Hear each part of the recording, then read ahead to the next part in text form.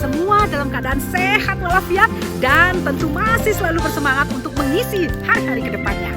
Bertemu kembali dengan saya Sri Sumahardani dan hari ini saya masih berada di Kintamani, tepatnya di Gunung Batur, Danau Batur, ya, Kabupaten Bangli. Nah, bisa lihat background saya adalah Gunung Batur, bukan tempelan ya, asli. Dan saat ini saya berada di tempat ini yang sangat luar biasa, sangat saya rekomendasikan untuk sahabat-sahabat di sini ketika berjalan-jalan dengan keluarga.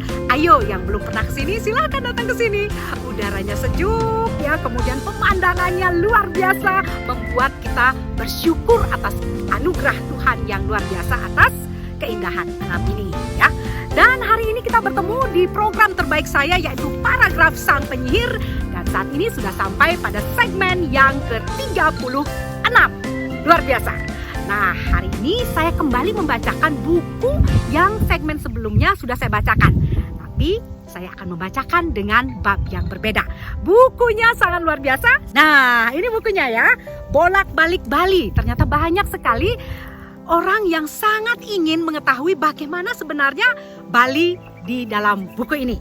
Bolak-balik Bali ini ditulis oleh orang Bali, yaitu Gede Arianto Sotame, yang saya kenal.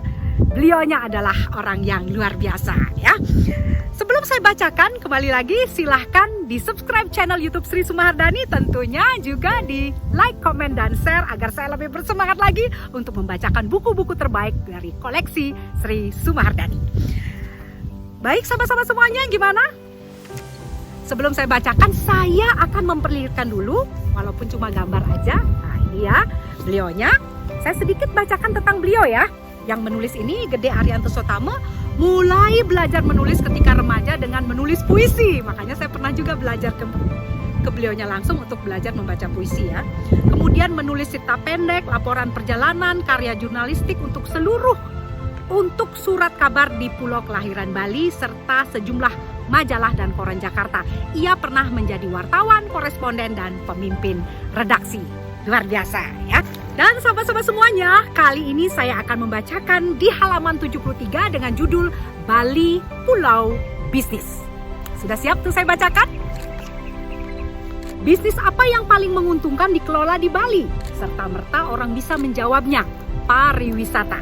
Segala urusan dagang yang berhubungan dengan industri turisme di Bali selalu dikaitkan dengan untungnya yang berlipat-lipat. Tengok saja bisnis penginapan, perjalanan atau industri hiburan.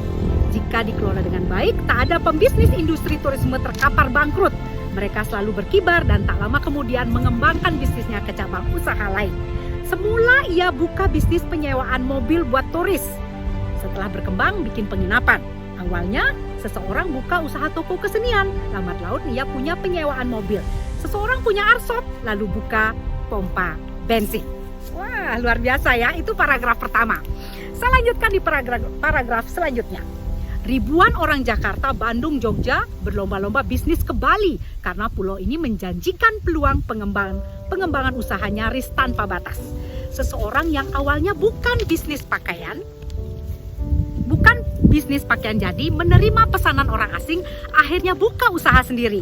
Begitu bisnisnya berkembang, ia melihat peluang lain, bisnis jasa kargo. Bersama orang asing kemudian ia bekerja bikin cottage. Sekarang bisnisnya merambah ke biro perjalanan. Ia merasakan kalau nasib lagi mujur, peluang bisnis di Bali seperti tak habis-habis. Tak heran jika suatu ketika kita bertemu seseorang yang dulu tinggal di rumah kontrakan, kini dalam tempo 10 tahun sudah punya puluhan bungalow. Ia juga punya rumah makan untuk wisatawan Jepang. Banyak pendatang bilang, tak apa melarat di Bali karena lambat laun bisa sugih. Keren ya. Jika kita telusuri Kute, Sanur, Nusa Dua, Ubud, bakalan bertemu ratusan orang kaya raya karena dengan tangkas menjadi Bali sebagai ladang bisnis. Kadang kegigihan tak diperlukan benar. Banyak pembisnis di Bali yang kemampuannya biasa-biasa saja, tetapi nasib baik mengantarkannya bertemu dengan orang asing, dapat modal, menjalin hubungan, membangun jaringan, sehingga ia menjadi orang kaya raya. Jika dikisahkan di sini, romantika nasib baik mereka bakalan tak kunjung habis. Saya lanjutkan langsung ke paragraf yang ke-7. Tapi apakah cuma bisnis turisme yang berkembang di Bali? Ternyata tidak. Bali telah menjadi ladang bisnis untuk segala macam. Usaha perangkat upacara keagamaan kini menjadi bisnis sangat menjanjikan. Belum terhitung bisnis fashion untuk kebutuhan hari raya atau pernikahan. Banyak orang luar heran dan kagum terhadap hasrat wanita Bali membeli kain kebaya yang mahal-mahal. Juga perhiasan emas, permata, giwang, anting-anting sumpel. Orang luar itu heran. Dari mana orang Bali memperoleh uang sebanyak itu untuk membeli kebutuhan upacara dan pernik-perniknya. Melayani kebutuhan orang Bali di Bali juga merupakan ladang bisnis sangat menggairahkan. Wah, ternyata banyak ya, bukan hanya pariwisata. Merembet ke usaha-usaha yang lain. Belum lagi bisnis furniture. Usaha yang satu ini menjadikan Bali sebuah etalase showroom. Almari, kursi, dipan yang berasal dari Jawa laris manis di Bali. Pembelinya selain orang asing yang tinggal di Bali juga orang Bali. Ada lagi bisnis tanaman hias. Banyak hotel, cottage yang membutuhkan tanaman yang resik dan apik sehingga usaha tanaman hias laku keras. Kalau mau mengingat-ingat dan mencari-cari jenis usaha yang meriah dan tumbuh subur di Bali, pasti sangat banyak. Di kota Denpasar kini ada usaha yang panen ketika malam, yaitu bisnis tambal ban. Bisnis kaki lima yang dikelola rakyat kecil, ini kian banyak jumlahnya.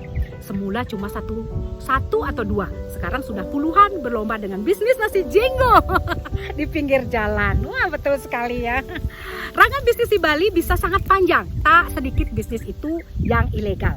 Usaha money changer, biro perjalanan, kendati beroperasi terang-terangan namun cukup banyak yang gelap tanpa izin. Pramu wisata yang bergiat tanpa lisensi pun tidak sedikit. Bergairahnya kegiatan bisnis di Bali tentu meningkatkan pertumbuhan, menciptakan lapangan kerja demi kesejahteraan. Tetapi banyak orang meragukan pertumbuhan ini secara langsung dan segera memberi kemakmuran bagi orang Bali jika orang Bali tidak turut mengambil peluang. Jadi harus mengambil peluang ya. Kalau sudah begini meriah usaha perdagangan di Bali, mulai dari yang kecil, menengah dan atas, apakah keliru jika kita katakan Bali itu sesungguhnya pulau bisnis? Tidakkah keadaan ini perlahan-lahan mengubah perangai orang Bali dari manusia sosial religius menjadi insan berwatak bisnis? Tidakkah kelak mereka menakar segala sesuatu dari sudut untung rugi? Jika kita tanyakan hal ini kepada orang Bali, boleh jadi mereka geleng-geleng kepala karena tak tahu jawabannya. 14 September 2003. Ya, ternyata ya dari tulisan Pak Gede Arianto Sotama kita tahu bahwa Pulau Bali ini dianggap Bali pulau bisnis. Bermacam bisnis dapat tumbuh di sini asal kita benar-benar atau sungguh-sungguh mendalaminya dan melakoninya juga dengan serius ya. Dan dari apa yang sudah saya bacakan ini sangat terlihat bahwa Bali ini seperti madu ya. Banyak orang datang ke sini karena untuk berbisnis. Tentunya bukan hanya orang Bali, karena Bali ini dianggap sebagai pulau bisnis. Baiklah sahabat-sahabat semuanya, sekian dulu paragraf sang penyihir di segmen ke-36 ini. Saya membacakan buku Bolak-balik Bali, hasil karya dari Gede Arianto Sotama yang isinya luar biasa sekali. Kalau ingin tahu bagaimana keadaan Bali, saya referensikan untuk membaca buku Bolak-balik Bali. Sekian dulu untuk segmen kali ini. Berjumpa kembali dengan saya di paragraf sang penyihir segmen selanjutnya. Salam senyum sang penyihir Sri Sumahardani. Dah, sampai jumpa lagi. Tuh, lihat indah sekali pemandangannya ya. Ingat jalan-jalan bersama keluarga ya. Di sini tempatnya. Dah, sampai bertemu kembali.